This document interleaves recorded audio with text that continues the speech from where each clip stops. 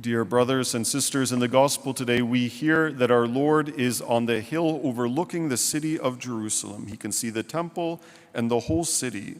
And there he wept. He wept, for God will soon visit judgment on the wayward city for its lack of faith.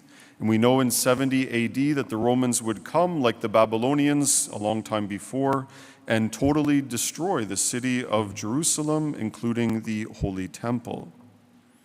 St. Gregory the Great, he reads this account mystically, and I wanted to share what he says with you.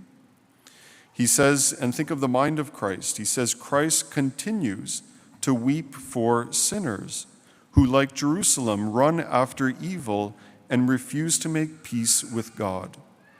Their sins hide from their eyes the judgment that is coming. There's something, right? Because of their sins, they can't see. They can't see the harm, the danger, the hurt, and also the judgment that is coming to them. He says, their sins hide from their eyes the judgment that is coming.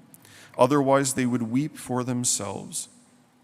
When it arrives, demons will besiege the soul, and the Lord will visit them with his dreadful punishment.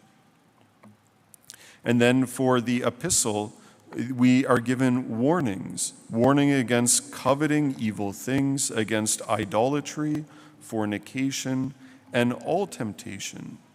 And at the same time, St. Paul gives us hope, saying that God is faithful, who will not suffer you to be tempted above that which you are able. God will not give you more than you can take with the help of his grace, right? We know that and believe it. And for us, that's always a source of encouragement. No matter what the temptation or the trial, God is with us and his grace is sufficient for us. There may be times in temptation or suffering where we may doubt this promise that God's grace is sufficient.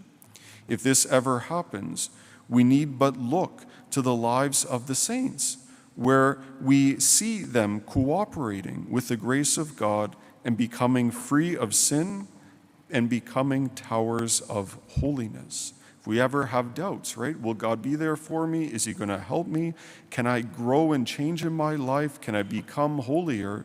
We look to the saints. And it's good to frequently read the story of their lives, where we can see them change and grow. We can see them leave behind sometimes a life of great sin and begin to follow Christ in a new way. And even through this, become great bearers of his love, loving God and neighbor in profound and powerful ways. For us, the lives of the saints are so helpful for us. And they help us by their witness, by their stories, to overcome. But for the saints, it's more than just stories, right? It's more than just a nice biography, a nice story where maybe we might learn something about ourselves or about how to overcome. The saints are more than that. With the saints, we also, even today, can receive God's blessings. His blessings still flow through them. His grace still flows even now through the saints. We see this repeatedly, that God wants to bless us in a special way through the relics of his saints. Going all the way back in the Old Testament, we see the blessings of God, his grace, come forth in veneration of relics. When in the book of Kings, you may remember this account where someone dies, and so they take their body after they died and put it in the tomb with the body of Elisha. And as soon as that body comes into contact with that holy body of Elisha, that person is resuscitated and they come back to life. As well, there are not only holy relics in terms of bodies, like the body of Elisha in the Old Testament, but also holy objects that ought to be revered and that we should have devotion to, and through that devotion receive many graces. Some of these most holy objects in the Old Testament are Aaron's staff, the tablet of the Ten Commandments, and the holy manna, that bread that fell down from heaven. All of these were kept in the Ark of the Covenant and were venerated by God's people, and through that they received many blessings. In the New Testament, there's stories. One of them is a woman who was healed just by touching the outer edges of Christ's cloak, of his garment. And also in the New Testament, we read of those who were ill, who would try to walk or to be present under St. Peter's shadow. Even just his shadow could bring forth healing. The saints, they reached Christian perfection. By their acceptance and cooperation with the grace of God, they were made holy.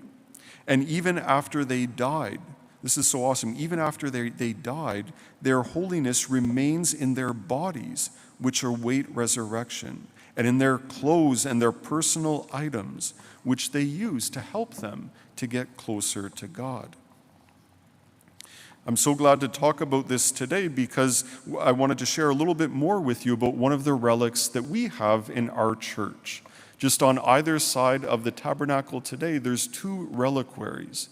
On your left side is a relic of the bone of St. Philip Neri, and then on the right side is a relic of our patron, St. Ann, the grandmother of Jesus, the mother of Mary. We have a small piece of the bone of St. Ann, and then also a small piece of a stone from her house in Nazareth. This relic of St. Ann, which we hold especially dear as she's our patron, came to our church in the year 1907. This was the same year that the first St. Anne's Church was built. The Bishop of Hamilton at that time went to request a relic of St. Anne from St. Anne de Beaupré Church, just north of Quebec City. He was granted this relic that came from part of the bone of St. Anne's forearm that they have at St. Anne de Beaupré. Many of you maybe have been there.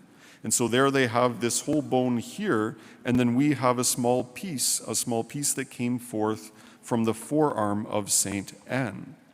What's so awesome to think about is that little piece of bone that we have, thinking of St. Anne's forearm. We can also connect that to the statues that we have of St. Anne in our church, one in the center up high, another here, and another out front. In all of those images, we see St. Anne with Our Lady, and what is she doing with her arm? She's pointing. She's pointing to sacred scripture. She's teaching Our Lady about the promises of God. And so for us, even that relic of St. Anne, which is from her arm, we can ask St. Anne to teach us too about the promises of God, to give us deeper faith, just as she taught Our Lady to teach and guide us. There's an important, impressive, and mysterious account of the miraculous recovery of St. Anne's relics, which made their way to Apt in France. And if you're not familiar with this account, I have shared it before, but if you're not familiar, I encourage you to look it up. She's our patron, and our relic comes from this miraculous story at the time of Charlemagne. And so please, I encourage you to look it up so you can see and keep in mind the full tradition that we have of this relic in our church of St. Anne. Since the year 1907, when we first received this relic and when the first St. Anne's Church was built, the parish was so elated to receive this relic that they insisted on having a regular devotion before St. Anne's relic. And they began this tradition in 1907 every year to have 9 days of novena prayers and holy masses. And we just finished this past week on St. Anne's feast day, July the 26th. This has continued every year since 1907. That's more than 100 years. For a long time, Father Julian Fellon, OFM, came each year from Interlaken, New York, Friary, in order to preach the novena mission. Many of our longtime parishioners remember him coming. Each year he would preach about St. Anne.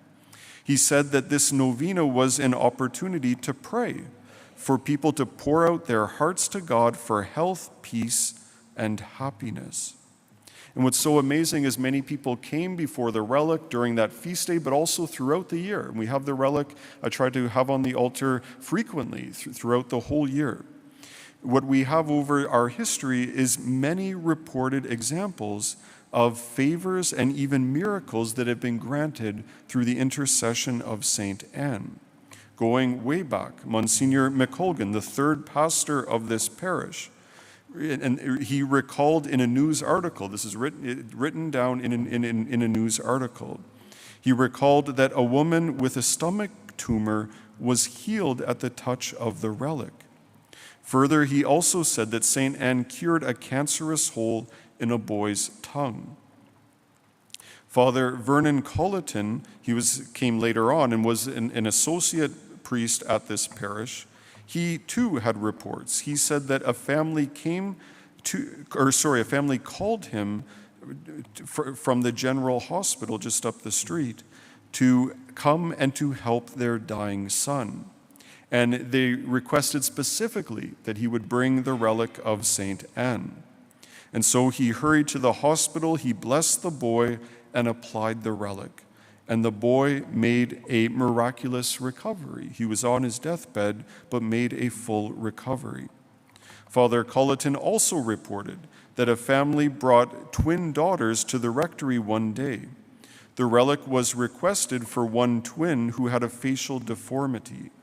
Father Colleton blessed the child, applied the relic, and the deformity disappeared. These aren't just favors and miraculous occurrences that happened a long time ago, but even up until today, recently, people share with me some of the favors that they have been granted after they've prayed and asked St. Anne for her help. For us, we love this relic of St. Anne. We want to have deeper devotion to the relic and to frequently ask for her help in our lives, for big things, for small things, for spiritual things, for very worldly and practical things, for all things. And so we might ask, right, why does God care about bones and stones? Since we believe in the resurrection of the body, then holiness isn't just in the soul, but it's also in the body. Even after a saint dies, their bones are still holy and worthy of veneration. We can be certain of this because God repeatedly blesses and gives his grace, even miraculous grace, when we venerate the bones of the saints. This isn't just a one-off, but it happens repeatedly. We can see that this is good and pleasing to God and that these relics are holy. Something to think about maybe this weekend for all of us is, how do we venerate the saints? How are we developing and fostering a lively devotion to our patron, St. Anne? And maybe specifically thinking of her relics. How do we show devotion and veneration to her relics? What are we bringing to St. Anne to ask for her help? Big things, small things, spiritual things, worldly things. All of that, knowing that she's the grandmother of Jesus, the mother of the Blessed Virgin, and that as her spiritual children, she's our patron. She deeply wants to help us.